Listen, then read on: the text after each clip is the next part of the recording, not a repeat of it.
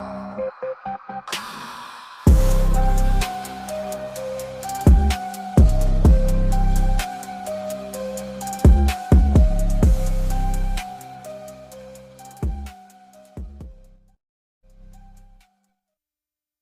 datang di episode perdana dari Makna Suara. Bagaimana harimu saat ini? Apakah suaramu sudah terdengar? Di episode kali ini kita akan membahas hal yang sensitif bagi sebagian orang dan akan bermakna bagi yang lainnya. Sebelum itu, persiapkan dulu air, snack, dan juga beberapa hal yang mungkin kamu butuhkan untuk mendengarkan kisah ini. Dan ini adalah sebuah pengalaman pribadi, bukan dari penyiarnya, tapi dari seseorang yang mungkin kali ini pun kalian yang mendengar sedang mengalaminya. Kita mulai.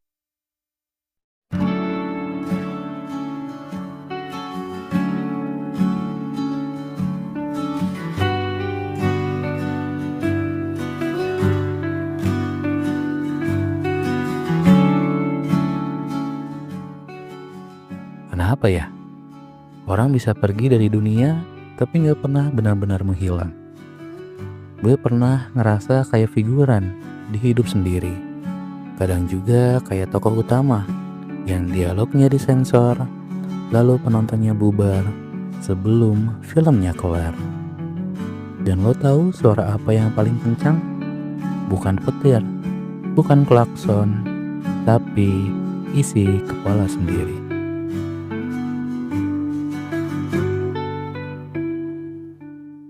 Waktu itu yang gue pengen tuh sederhana, menghilang. Bukan mati sih, tapi kalaupun iya, ya udah. Hidup ini lucu juga ya. Kadang lebih receh dari jokes yang udah dianggap remeh.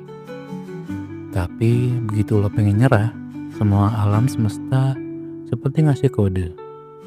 Bukan kode promo ya, tapi kutipan. Hari itu gue baca sebuah buku dan nemu kalimat ini. Kematian mengakhiri hidup, bukan hubungan. Buset dah, kena kepala tuh, kena banget. Yang dimana seperti diketok sama seorang motivator yang pakai hoodie, bukan jas. Lalu gue mikir, kok bisa ya orang yang udah gak ada masih berasa ada. Dan disitu pun gue sadar, yang mati itu hanyalah tubuh, bukan kenangan.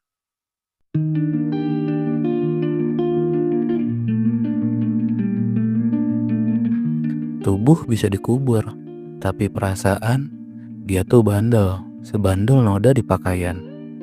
Lu bisa pergi, tapi lo masih tinggal di ruang tamu orang yang pernah lo peluk, di mata yang tiap malam masih nunggu notifikasi dari lo. Waktu itu gue mikir, kalau gue beneran cabut, apa yang gue tinggalin? Senyuman atau bekas luka, sisa pelukan atau pertanyaan yang gak pernah dapat jawaban. Di titik paling gelap, gue nemu satu bait lagu. Bila bisa dihindari, untuk apa berlari? Bila masih berarti, untuk apa diakhiri? Itu bukan sekedar kalimat, itu navigasi. Buat mereka yang lagi kehilangan arah dari harapan. Gue sadar, kalau gue masih bisa dihindarkan dari putus asa, kenapa harus nyemplung ke dalamnya? Kalau keberadaan gue masih berarti, kenapa harus pamit dengan penuh emosi? Gue gak mau jadi luka yang gak bisa dijahit. Gue pengen jadi cerita yang walaupun penuh salah ketik, masih selalu dibaca di setiap detik.